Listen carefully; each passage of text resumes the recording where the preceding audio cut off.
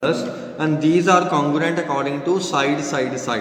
We have to write down कि which side is corresponding to which side. We have to write down the triangle congruency part. तो if you have written ABC is congruent to A के, अब देखो AB 2 है तो 2 और किधर है EF, ठीक है, तो AB के कॉरस्पॉन्डिंग EF लिख सकता हूँ मैं, ठीक है। उसके बाद B के बाद 4 जा रहा है तो F के बाद भी 4 जा रहा है, तो ये कॉरस्पॉन्डिंग कह सकता हूँ EF, और C के कॉरस्पॉन्डिंग होगी D, क्योंकि 3.5 और 4 C पे मिल रहा है, 3.5 और 4 D पे मिल रहा है, तो इसका मतलब C के कॉरस्पॉन्डिंग D है, B 2 और 4 के बीच है, इधर B और इधर F 2 और 4 के बीच है, तो B के कॉरस्पॉन्डिंग F हो गया, A के कॉरस्पॉन्डिंग E हो गया, तो ये आपका आंसर आ गया। ABC is corresponding to congruent to EFD। समझ गए कैसे ढूंढना है। अब नेक्स्ट फिगर देखो, ये भी साइड है। अब आपने ढूंढना है कि ये कैसे हैं। पहली ट्रायंगल है ABC, दूसरी ट्रायंगल है ये वाली, इधर वाली, तो ये हो गया common side, this is common side, ये और कॉमन साइड के बीच A है, तो ABC के कॉरस्पॉन्डिंग फिगर देखते हैं कौन सी है। A के कॉरस्पॉन्डिंग तो मुझे A ही लग रहा है, क्योंकि और तो कुछ है ही नहीं, इसमें 2 ट्रायंगल है, A तो कॉमन है, C भी कॉमन है।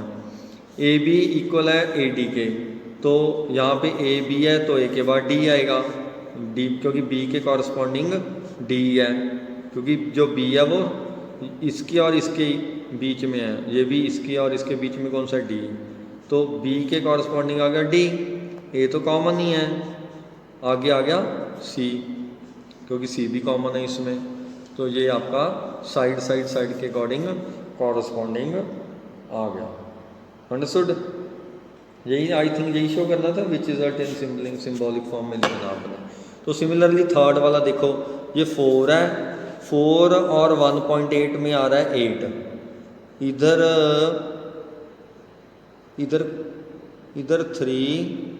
3 और 3 तो सेम है, ठीक है, और ये 4.3 और 2.2 आ रहा है, तो ये तो SSS के अकॉर्डिंग है ही नहीं आई थिंक, तो इसमें चेक करते हैं। तो ये थर्ड वाला आप कह सकते हो कि AOB is not congruent to COD या DOC, ठीक है, क्योंकि ये कॉन्ग्रुएंट ही नहीं, क्योंकि साइड ही इक्वल नहीं है, तो कॉन्ग्रुएंट ये कैसे हो सकते हैं। अंडरस्टूड। अब सिमिलरली बच्चे सेकंड क्वेश्चन में क्या है, the triangle of in each of the following pair are congruent by, ये हमें दिया हुआ है कि they are congruent by SSS congruency rule, write the congruence of the each pair of the symbolic form. Okay, तो अब देखो AB के कॉरस्पॉन्डिंग कौन सी है CD, तो अब हमने इसको उसके अकॉर्डिंग लिखना है, तो you can say that AOB is congruent to, A किसके बीच है 3 और 2 के बीच, 3 और 2 के बीच कौन सा C, तो इधर C आएगा, फिर O तो कॉमन ही है, ठीक है, और तीसरा आ गया D, तो इसका आंसर ये आ गया।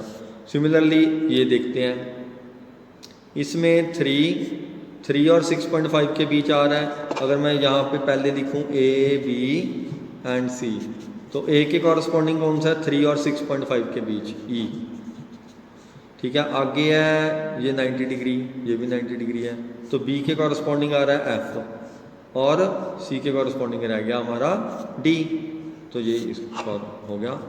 थर्ड में है which the following pair of the triangle are congruent, ये कॉन्ग्रुएंट हैं, कह रहा है वो, these are congruent, find the length of unknown side, unknown side की लेंथ फाइंड आउट करनी है। अब देखो 3.5 ये रही, ये P का 3.5 है, ये 4.5 है, ये 2.1 है, ये साफ दिख रहा है कि जो ये रहेगी ये 2.1 है, और यहाँ पे जो रहेगी ये 4.5 है, तो इसको आई थिंक बुक भी कर लो, ये तो करने की जरूरत नहीं है। ये 5 और 3 है, ये 5 और 4 है, तो 5 तो कॉमन होगी, तो इसका मतलब एक 4 है एक 3 है, बस समझ गए ना, इजी है जी।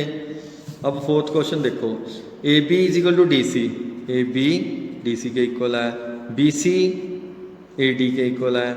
अब वो कह रहा है कॉन्ग्रुएंट है ये, कैसे, हाउ, ये देखो ए सी कॉमन आ गया, दो साइड्स तो इक्वल दी हुई हैं हमें, तो थर्ड साइड इसकी कॉमन है, तो यू कैन से दैट, पहले तो जो कॉमन है जो गिवन है वो लिख लो, A B is equal to D C, ठीक है। फिर उसके बाद क्या गिवन है, B C is equal to A D. तो थर्ड साइड हमें गिवन है, मतलब गिवन तो नहीं है पर हमने खुद इसको लोकेट करना है कि ए सी इज कॉमन। तो you can say that by side rule triangle A B C is congruent to triangle A B, और इधर ए बी सी ऐसे 1 और 2 के बीच गया, 1 और 2 के बीच गया, तो ये जाएगा सी डी ए, ऐसे कॉन्ग्रुएंट होगा, क्योंकि ए के कॉरस्पॉन्डिंग कौन सा एंगल है, सी। देखो ए है हमारा कॉमन साइड और सिंगल के बीच, सी भी हमारा कॉमन साइड और सिंगल के बीच है, और बी जो हमारा सिंगल और डबल के बीच है, डी हमारा सिंगल और डबल के बीच है, तो बी के कॉरस्पॉन्डिंग डी आ गया। समझिए नहीं कैसे फाइंड आउट करना है। तो सिमिलरली बच्चे नेक्स्ट क्वेश्चन में देखो ध्यान से, you have next question 5 onwards, right. तो हमारे पास 80 क्वेश्चन है इस एक्सरसाइज में, ये मैं आपको बाद में एक्सप्लेन करता हूँ बोर्ड में। So student your fifth question is ABC is an isosceles triangle with AB is equal to AC, ये हमें गिवन है, ये हमें गिवन है, ठीक है, and D is the mid point, ये भी गिवन है हमें, और हमें शो करना है, ये शो करना है कि ABC is congruent to ADC। Now how to do this question, so proof कैसे लिखोगे, इन ट्रायंगल, सबसे पहले आप ट्रायंगल लिखोगे कौन कौन सी कॉन्ग्रुएंट करनी है, ABC and ADC। AB is equal to AC, एक साइड हमें गिवन है, ऑलरेडी गिवन है ना, we have given that D is a mid point, D mid point, इसका क्या मतलब हुआ कि BD is equal to DC, as D is a mid point। समझिए क्यों है जो BD DC के इक्वल है, and third side is AD and AD common है, उसमें भी है, इस ट्रायंगल में भी AD आ रही है और दूसरे ट्रायंगल में भी AD आ रही है, तो bye side rule you can say that triangle ABC is congruent to triangle ADC, congruent हो गई, राइट, यहाँ तक हो गया। Now we have given that if angle B is, अगर एंगल B हमें x की फॉर्म में गिवन है 3x plus 10 and angle C is 70, तो find the value of x। You know that B is a ABD आएगा, ठीक है, ABD है, बुक में देख लेते हैं, हाँ ABD है, सॉरी ACD है ना, यहाँ पे ठीक कर लेना, यहाँ पे ABD है, ठीक है। You know that B is corresponding to C, ABD is congruent to ACD, तो B कॉरस्पॉन्डिंग है C के, ACD आएगा यहाँ पे, पता नहीं मैं शायद नेक्स्ट क्वेश्चन की ना लिख लिया हूँ, ठीक है, मुझे लगता है मैं गलती से नेक्स्ट क्वेश्चन की मैंने ये लिख ली, तो यहाँ पे ACD आएगा, राइट। तो now you have seen that B is corresponding to C, it mean यहाँ पे दिख भी रहा है कि B C के इक्वल है, क्योंकि ये आइसोसेलेस ट्रायंगल है, तो you can say that B is equal to C। अगर एंगल B एंगल C के इक्वल है तो x की वैल्यू क्या आएगी, पुट कर दो, ये उधर जाके माइनस हो गया, तो x की वैल्यू आ गई 20 डिवाइड कर, तो यही हमने फाइंड आउट करना था, अंडरस्टूड। ओके बच्चे, 6 question you can try to yourself, उसमें हमने बस स्क्वायर किया हुआ है, बहुत इजी है वो कॉन्ग्रुएंट प्रूफ करना, if you field out you can ask me। Now let us discuss the 7th question। You have given that AB is equal to DC, right?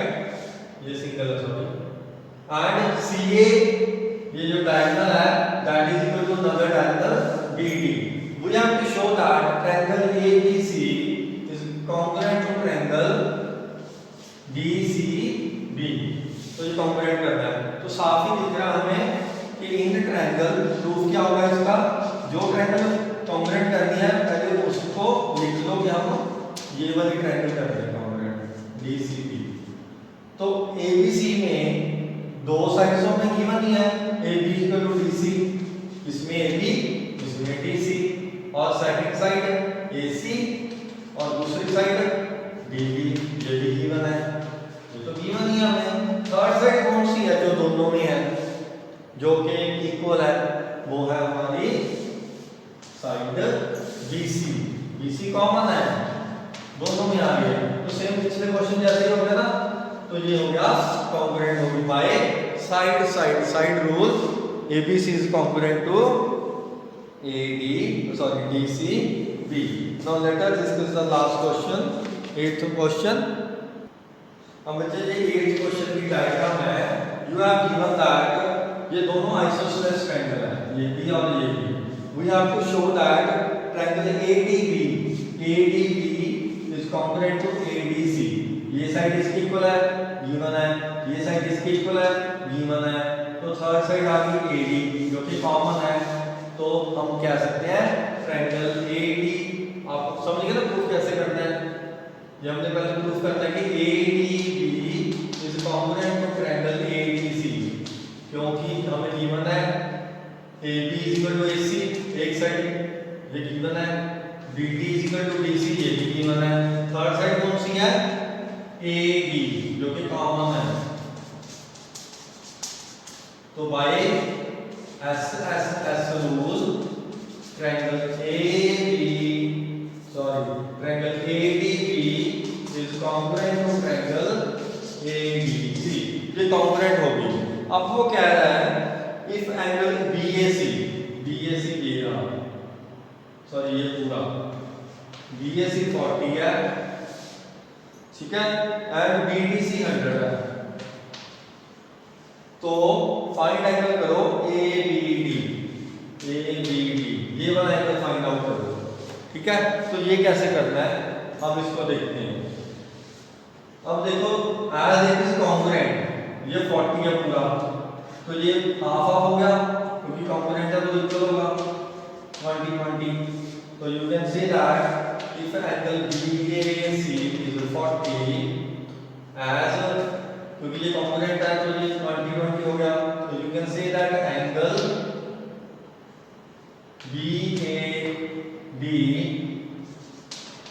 Is 20, ये 20 हो गया, समझ गए ना कैसे। अब ये 20 है और